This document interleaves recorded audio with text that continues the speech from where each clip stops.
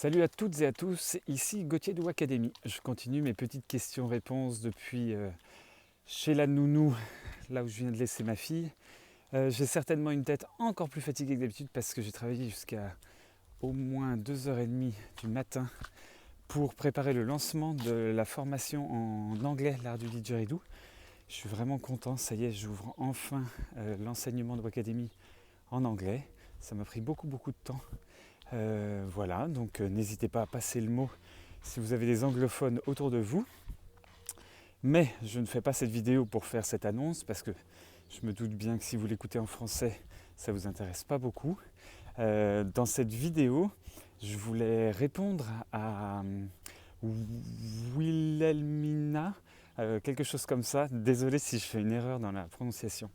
C'est quelqu'un qui a posé une question sous une des vidéos et qui demandait s'il était possible de jouer du métal avec du didgeridoo, en s'accompagnant d'autres instruments, bien sûr.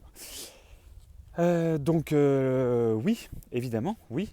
La réponse est oui, il est possible de jouer du métal, du jazz ou du rock ou de l'électro ou de n'importe quel autre style avec du didgeridoo, bien sûr, à condition de respecter le style et en tout cas de pouvoir s'intégrer à un groupe ou une formation qui joue ce style-là et qui respectera les codes par le choix des instruments, etc.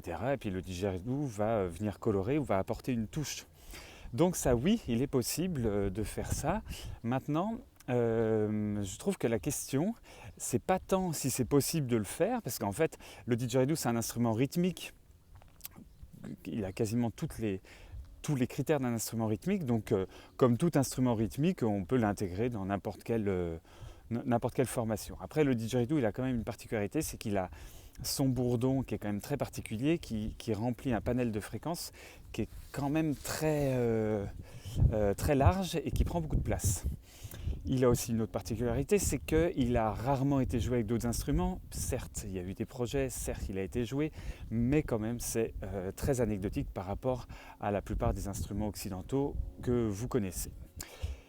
Donc, la question, moi je trouve la plus importante, c'est comment est-ce qu'on intègre ? Comment est-ce qu'on arrive à intégrer le didgeridoo à différents styles musicaux et surtout pourquoi ? Qu'est-ce qu'on va chercher en intégrant le didgeridoo ? C'est des questions qui sont loin d'être anodines parce que, par exemple, souvent quand on intègre, en tout cas moi, dans ce que j'entends quand le didgeridoo est intégré, on a bien l'impression, ça me donne en tout cas l'impression que les questions n'ont pas été posées.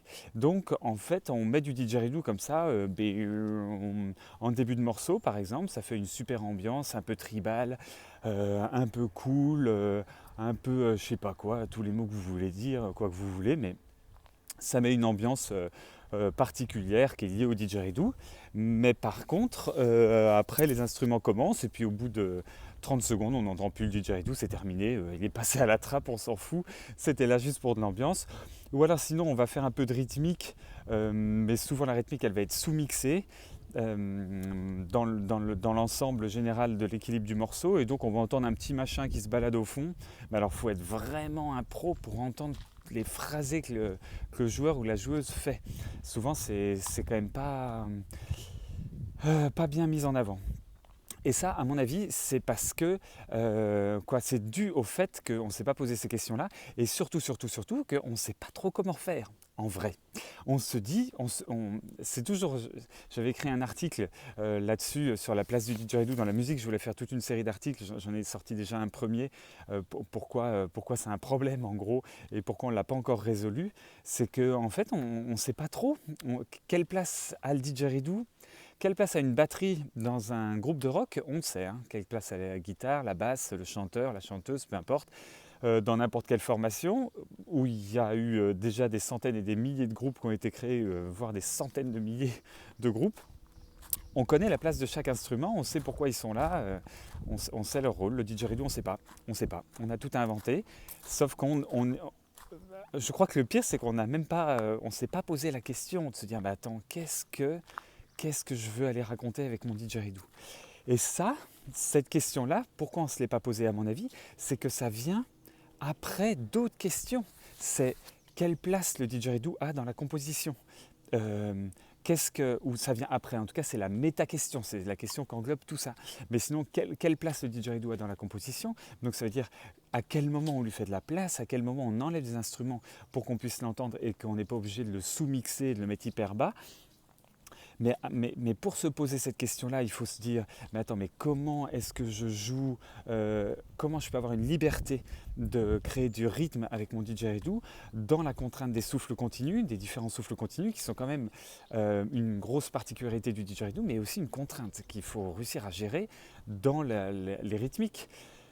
Et puis après, ces différents souffles continus, la question c'est oui, mais alors attends, parce qu'il y a différents souffles continus, mais alors du coup, quelle influence ont les différents souffles continus sur les différents rythmes et sur surtout les différents sons qu'on utilise dans le didgeridoo.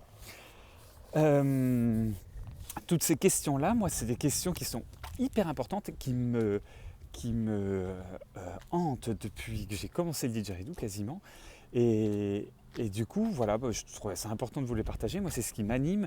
C'est aussi pour ça que j'ai créé Wacademy. C'est toute la pédagogie que je mets en place à travers les années. C'est parce qu'en fait, je pense qu'il est hyper important de comprendre des techniques, comprendre les respirations, comprendre la rythmique, comprendre comment la rythmique s'intègre avec les autres instruments et comprendre comment tout ça va servir à un propos musical, une démarche artistique pour arriver à quelque chose où en fait on est dans quelque chose qui est quand même où on commence à faire vraiment de la musique en fait, où on commence vraiment à essayer d'exprimer quelque chose qu'on veut dire.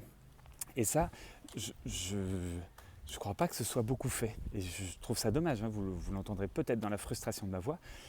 Mais à la fois, je trouve ça super, hein, quoi. Moi, c'est un chemin que j'essaye de prendre, que je suis content de prendre. C'est un chemin qui est hyper long. C'est vraiment le chemin que je vous encourage à prendre avec Wacademy. Mais donc voilà, en gros. Et puis après, j'ai pas parlé du mixage, mais il y a encore beaucoup d'éléments où on n'a pas de point de repère sur comment mixer du didgeridoo par rapport à d'autres instruments. Voilà. Et donc, pour en revenir à la question, donc oui, on peut mixer, quand on peut jouer du didgeridoo dans du métal, dans du jazz, peu importe, on s'en fout le genre. Mais la véritable question, c'est comment est-ce que vous allez vous y prendre et dans quel but? Qu'est-ce que vous allez, qu'est-ce que vous voulez dire? Qu'est-ce que vous voulez raconter? C'est quoi pour vous le didgeridoo? Quelle est la singularité, quelle est la particularité de cet instrument qui fait qu'on ne retrouve pas ça ailleurs? C'est des questions qui ne sont pas si bêtes, hein. Ça demande réflexion. Et moi, ça m'a mis vraiment, vraiment longtemps à trouver mes propres réponses. Évidemment, on a tous ces réponses, c'est vraiment ce qui vient toucher en nous, ce que le son du didgeridoo vient toucher en nous. Vous pouvez d'ailleurs le partager en commentaire. Mais bon, voilà. En gros, je vois que j'arrive au bout du chemin. J'espère que vous êtes encore là. N'hésitez pas à vous abonner si c'est le cas, à partager cette vidéo, à commenter aussi un peu des réflexions qui ont pu naître. Et puis, si vous avez des questions, n'hésitez pas aussi, je répondrai régulièrement comme ça, en revenant de chez la nounou, pour répondre à vos questions de manière tout à fait spontanée et non préparée. Je vous dis à bientôt sur Wacademy. Salut!